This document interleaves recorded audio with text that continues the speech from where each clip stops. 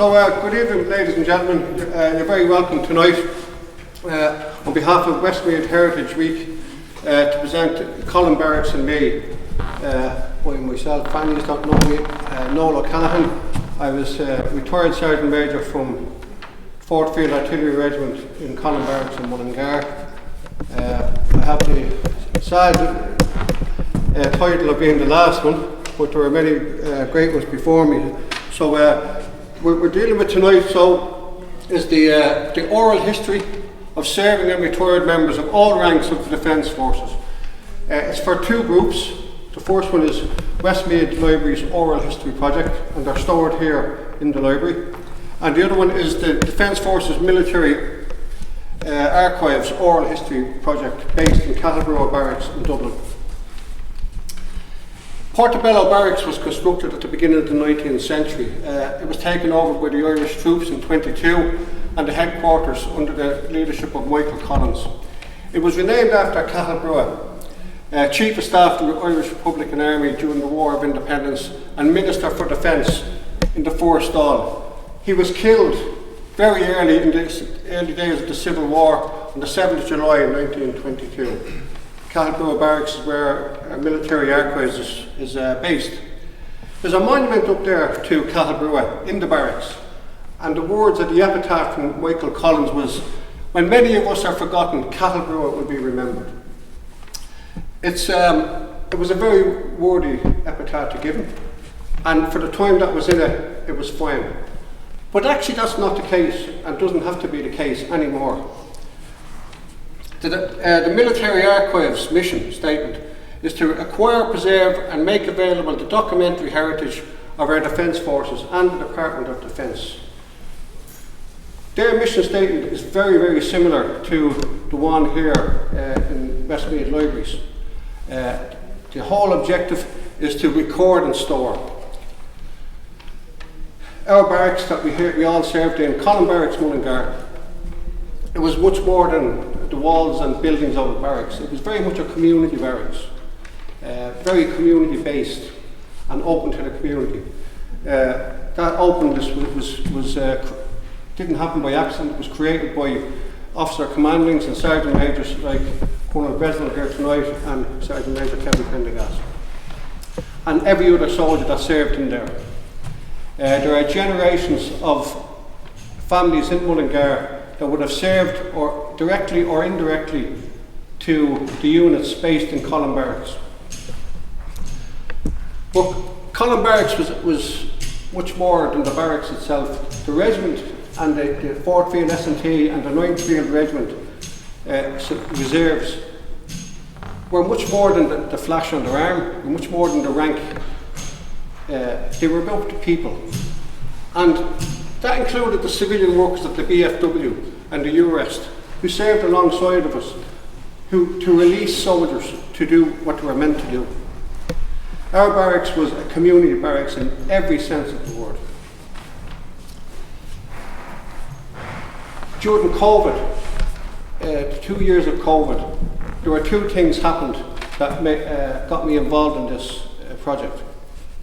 The first was, as part of the Columb Barracks Regeneration and Restoration Committee, we submitted a vision statement to the Land Development Agency, who were in the process of taking over Columb Barracks for development. The reality is, even if they run with everything we have in that statement, and it's an excellent statement, the barracks will be gone as we know it. Likewise, but more importantly actually during COVID, we seem to be forever attending the funerals of retired soldiers. And it struck me that when the clock is chiming in the barracks, and anyone that lives local, it still chimes there, it's still a wolf sound. But the time is ticking, and we're losing ground, we're losing our heritage. And so it was with that in mind, and the loss of people we had all served with, that kind of directed me into doing or conducting an online oral history recording course. It was conducted under the auspices of Westmeath Heritage and the County Council, and it was conducted by historian Tomás McNamara, who will actually be giving a lecture here for Heritage Week on Friday. So the reality was, I just thought it was so important to start getting out there and recording these histories, getting people's stories, not just for now, but for the future, so that in 50 years' time, your great-grandchildren will be able to listen to your story of service and those you served with, and look at the pictures and see what it was you did. Likewise, when getting the people that were mentioned during these histories, and I've to recorded the date, their service and their time in Columb Barracks is offensively secured. Their memory won't fade away because they're mentioned in soldiers' histories. So this was included in the front page of the intro of the vision statement for the Columb Barracks Regeneration and Restoration Committee. Most of them, in fact all of them, are civilians who have never served in the Defence Forces or in Columb Barracks, but who got on board, and a huge committee with huge interests and huge expertise and experience, and put together this vision statement. But they wanted something at the beginning of it. And on the last meeting we had with the Land Development Agency and local TDs in the town, as we walked around, this is what struck me. I wasn't actually listening to what they were saying. I was kind of drifting back in time. And it's something that strikes me when I'm recording the oral histories of those who served. You can actually see at certain points of their recording, you can kind of see them drifting back to the period of time that they're speaking on. And it's very important to keep that and capture it.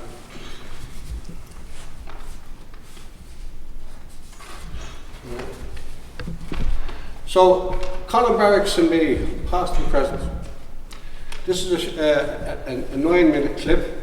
Well, in actual fact, we'll be muting it halfway through because so that I can finish off with a few points. We're getting used to our techno here.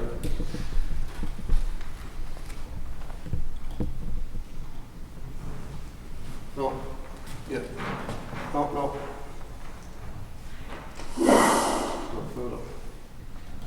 Yep.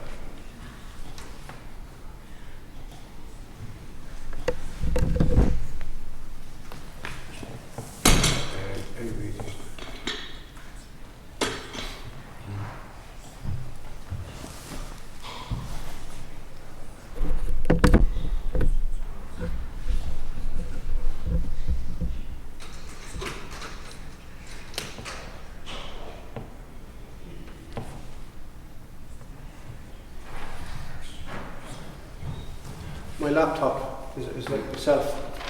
It's a bit outdated.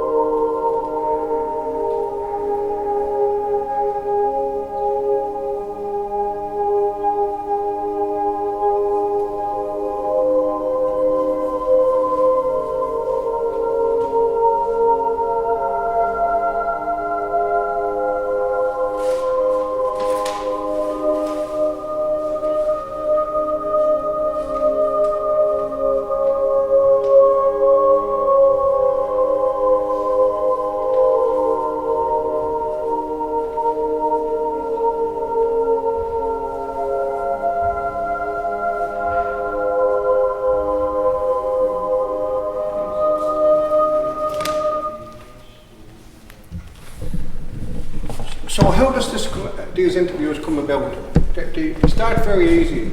It's with an email. And I send out an email to everyone that's interviewed, looking for initial information so that I can structure everyone's emails in case they miss something.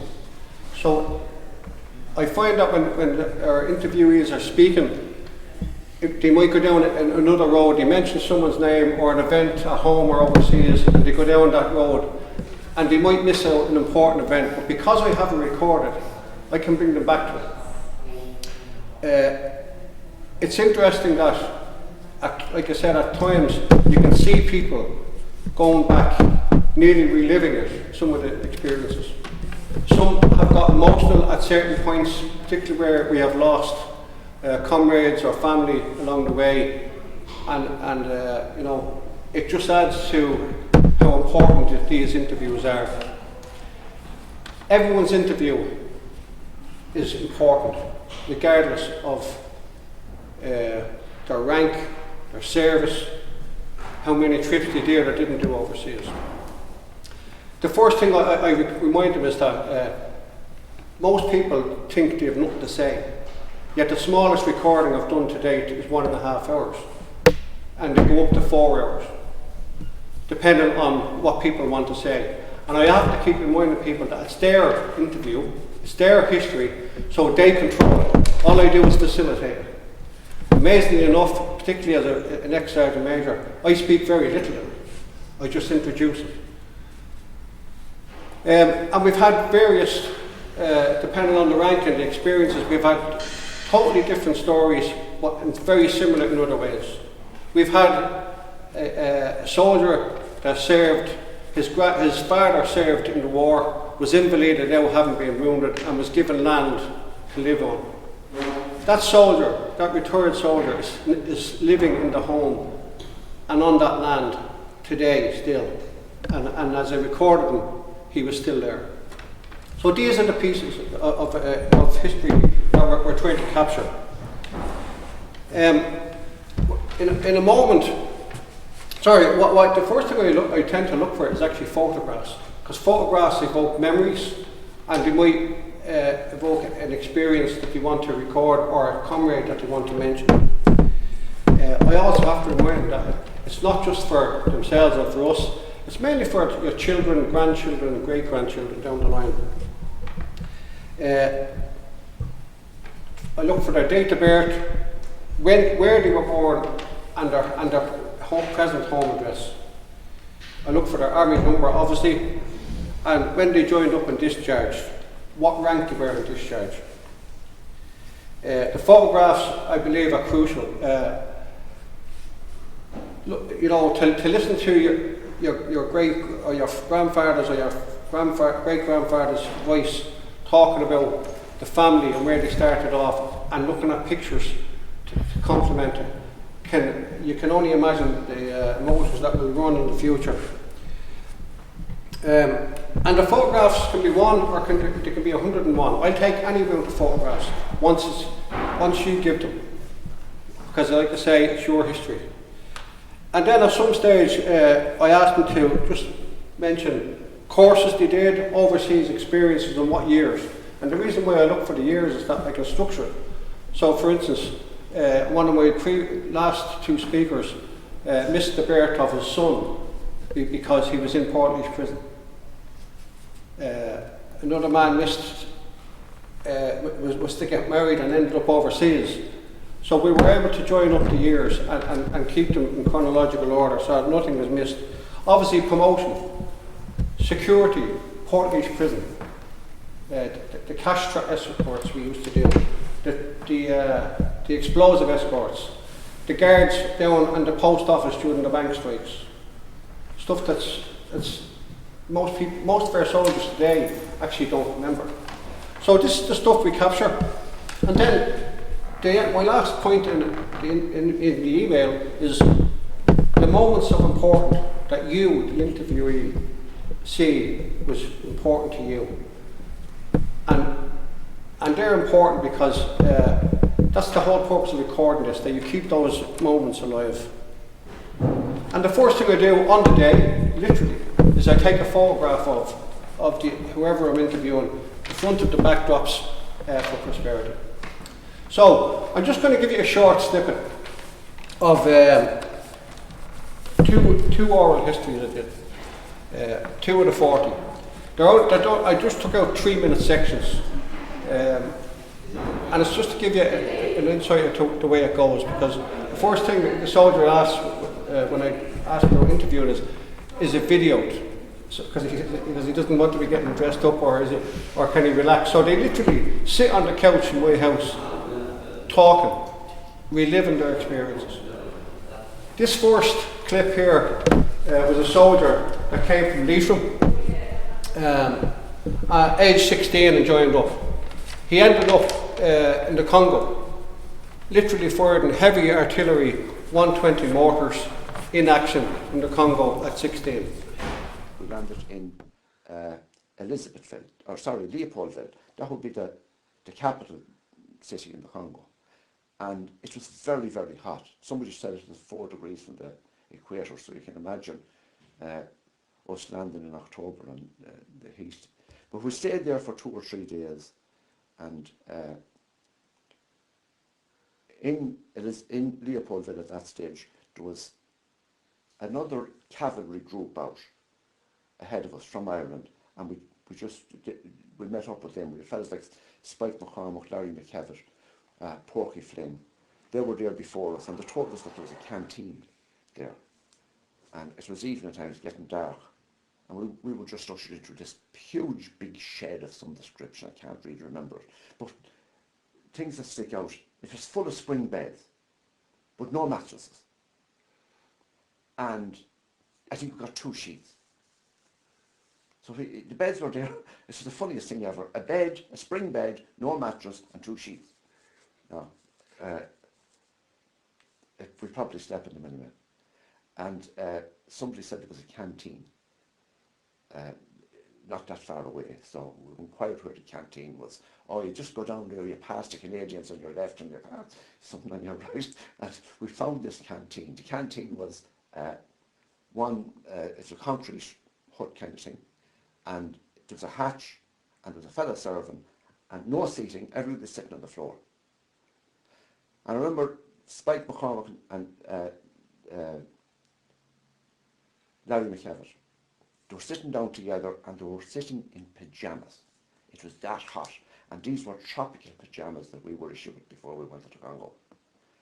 And everybody that was there, probably a dozen people, they were sitting on the floor, and they had a couple of pint bottles of beer in front of them, for that's what they were drinking. And I went up, and I had never drank before really, and I asked for a soft drink, a Coke or an orange. They had nothing, only beer. And I looked around, nobody was buying 1 bottle, everybody was buying 2 or 3 bottles. So I bought 3 bottles of beer, pint bottles. The name of the beer was Simba, meaning lion in Swahili language, Simba. And I got me 3 bottles of Simba anyway, and I put them down on the floor in front of me. And they were mad hot. There's no fridge. But lucky enough, one of them burst on me. It was the hot beer hitting the whole floor. And there's a few other people with the same problem. But I was delighted. I've only 2 to drink now, because you couldn't, you had to try and be a bit manly about the whole situation. But that was just an experience that sticks in my memory. Sorry about the sound pattern there, but when you listen to it on a one-to-one, it's actually quite clear and quite audible. I suppose the message at the time, of course, for 16 years in the Congo, and the first thing you get handed is a spring with no mattress, and that's your bed.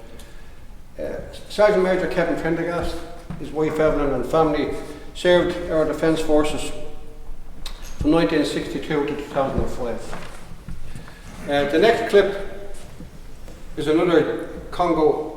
I remember there was a platoon of us coming from Rousseau Farm to we're actually heading into the tunnel. And Joe Young was our lieutenant, platoon commander. And we saw this wheelbarrow. And I always remember the wheelbarrow, it was left out full of water. I think the whole lot was washed in the wheelbarrow. Because we dug in when we went to the tunnel then, that was our next port of call, and we had to dig in. Straight away had to dig our own trench. And, sorry, when you say the tunnel, could you just explain, what is the tunnel? The tunnel was a bridge. Actually, why it was called a tunnel, it was a bridge, like if you're going to Dublin and you go into a tunnel, a bridge, which is actually a railway track, was over it. And the tunnel was actually a roadway into Elizabethville. That was it, but there was a lot of fight went on there over possession because it was a kind of a Main entrance, was it? a main entrance into Elizabethville, and you had a lot of mercenaries there. Actually, the mercenaries were the worst of the lot. But they were paid killers, you know. They don't mind whom they shoot. Yeah. They get money. Okay, so you're here at the behest of the government on a UN mission, and you're digging in, having washed and shaved it from a wheelbarrow, and you're deployed to the tunnel at Elizabethville. So when you say you dug in a trench, how long were you there for? We were there for 3 days. Now, we were actually in the trenches for 3 days. Now, we're not saying constantly. We just get relieved now and again to go for a quick run with our mess tin. And you could get whatever you got into that mess tin. You wouldn't fill the second one. Could you just explain what is a mess tin? The mess tin was your utensils for eating. You had 2 mess tins.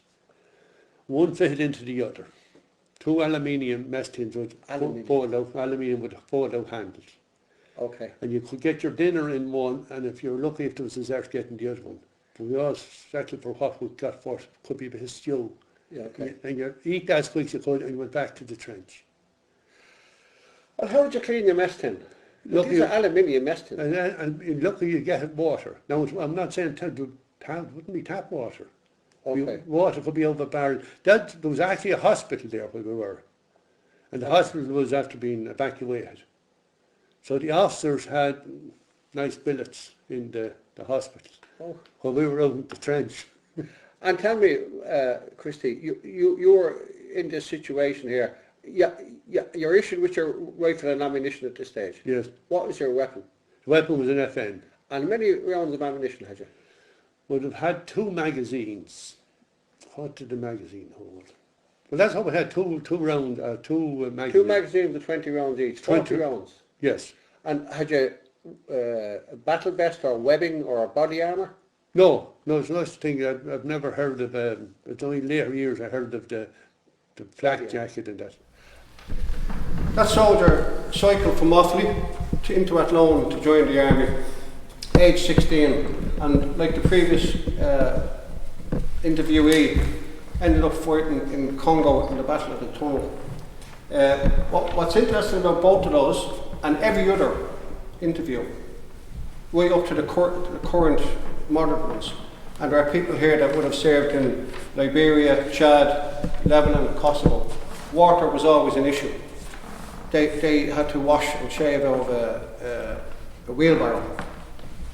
In some cases, they don't even have a wheelbarrow. The presidents today that have served in Liberia and Chad would have lived with 30-second showers once a day. That's real time now. So the equipment has changed. The calibre of the soldier hasn't. They're still out there and they're still serving our citizens at home and communities, also overseas as peacekeepers, protecting vulnerable people. That's what the Irish soldiers do. So the sound might not have been great, but it might give you a flavour or an insight into the stories that are out there.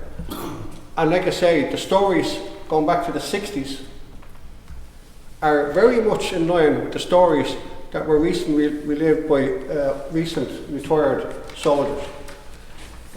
Corporal Christy Dorden, his wife Betty and family served our Defence Forces and at home and overseas from 1961 to 1982. The services of the other soldiers that I've interviewed are very, very similar. Their stories are maybe more modern, the equipment may be more modern, but the problems are still the same. They're still peacekeeping, they're still protecting people. So, we're nearly at the end of it. you'll say thankfully. I just want to conclude this presentation with a slideshow. Now it's a slideshow of an overseas unit. It could actually be any Defence Forces members in any country, because what you're looking at, the real focus here isn't the soldiers per se, it's who they're protecting. It's the local population who are vulnerable people. But what's important with this one is that these soldiers are ex-Fort Regiment soldiers. They were ex-Columb Barracks soldiers. And in both, although both the Fort Regiment and Columb Barracks are confined to history, that's the reality of it all. My hope is to capture the stories of the military and the civilians that served in Columb Barracks, for that very reason. That it's so important. For the very reason that no matter what entrance you come into Mullingar, there is a sign that says, "Welcome to Mullingar, home of the 4th Field Artillery Regiment." They weren't put up by the soldiers, they were put up by Westmeath County Council and the local community in appreciation for the decades of interaction by soldiers of Columb Barracks, of all ranks and services, of all units. So I'm hoping to capture them. Wouldn't it be wonderful to think that in 50 years' time your great grandchildren will be listening to your voice? Interesting enough, there's 5 here to have been interviewed. If you were to listen to the 5 stories, one after another, you will find stuff that interacts, that crosses over. Stories of today that were lived in the 60s and 70s. And it's important to capture them. So, like I say, it would be lovely to think that your grandchildren would be able to look at your photographs and listen to your story and about your service in Columb Barracks, Mullingar, home to the 4th Field Artillery Regiment, 4th Field S&T Transport Company and the 9th Field Reserve Company. Just before I finish off, we're going to finish off this slideshow. I want to thank a few people. Westmeath Community Heritage Officer Melanie McQuaid, who facilitated the oral history course that I was able to do. Tomas McNamara, who was the instructor on it, and who's conducting an audit on my interviews at the moment, as we speak. And they covered the Westmeath and this heritage, and all those recordings and photographs are held here for families to look at. And in the Defence Forces Military Archives in Cattleborough Barracks in Dublin, Noel Gorter, she's the archivist and project manager of the Defence Forces Military Archives History, and Commandant Daniel Alatis, who is the officer in charge of there.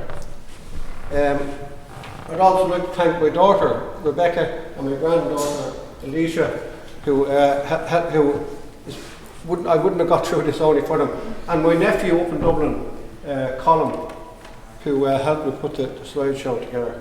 And then last of all, of course, is yourselves who interview. I want to thank you for sharing your stories, for kind of putting yourself out there when you weren't too sure that what was going to come over. Your history and your legacy is secure, and it's secure because you recorded for prosperity. So we're going to finish with this clip. Alicia is going to hand out stuff for it, and thanks very much for coming.